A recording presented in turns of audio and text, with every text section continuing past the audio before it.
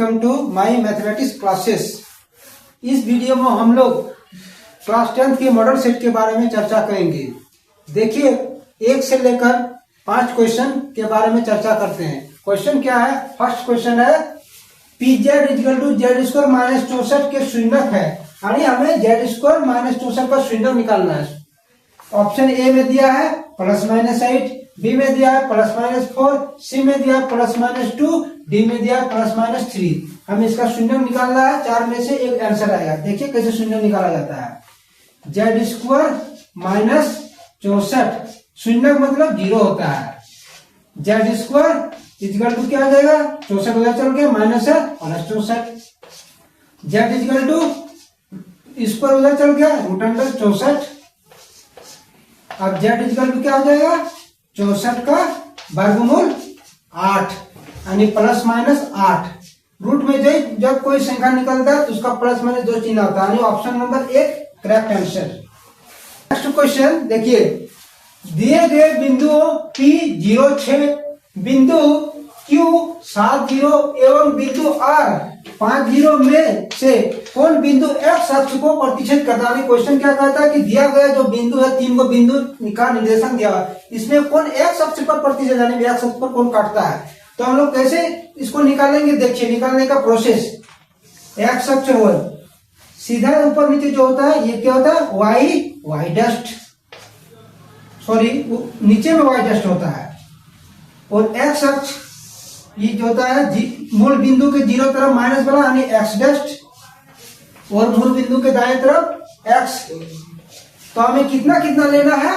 देखिए P बिंदु जो दिया है 0-6, यानी पहला निर्देशन जो होता है वो x वाला होता है, x बराबर 0, y बराबर 6, यानी y कहाँ है? ऊपर में है, यानी इस जगह पर 6, 0-6। ये P बिंदु हो गया। P बिंदु का निर्देशन। Q बिंदु का निर्देशन कितना दिया है? 7-0, यानी पहला होता है x का वैल्यू, x बराबर 7 मान लीजिए। इसे 1, 2 इस तरह करके 7 आया, इसमें 6 आया, 1, 2 इस तरह करके 6। नीचे वाला क्या? -1, -2 इस तरह चलते जाएगा। माइनस जितना तक लिखना है 6 तक, इधर माइनस वाला -1, -2। हमको R बिंदु Q बिंदु कितना लेना है? 7-0, यानी x बराबर 7, y 0, यानी मूल बिंदु यहाँ 0 है, x बराबर 7 इस जगह पर आ गया। देखिए Q बिंदु कितना है? 7-0 एवं R बिंदु, R कितना है? यानी पहला वाला हो गया x का वैल्यू, सेकंड वाला y का, यानी x बराबर कितना है? 5 इस जगह पर, y बराबर 0, यानी R 5 और 0, यानी x अक्ष पर कौन कौन बिंदु प्रतिच्छेद करता है? एगो देखिए, ई वाला तो y में कटा, y अक्ष में, ई वाला x अक्ष है, यानी x अक्ष में 5 एगो बिंदु Q एवं R। Q कटा, ये वाला Q और R। तो ऑप्शन नंबर किसमें? देखिए ऑप्शन ए में दिया है P, बी में दिया है Q, सी में दिया R और डी में दिया है दोनों Q एवं R, यानी दोनों बिंदु x अक्ष में कटता है। कौन कौन दोनों बिंदु? Q और R। ऑप्शन नंबर डी इसका करेक्ट आंसर। Next question,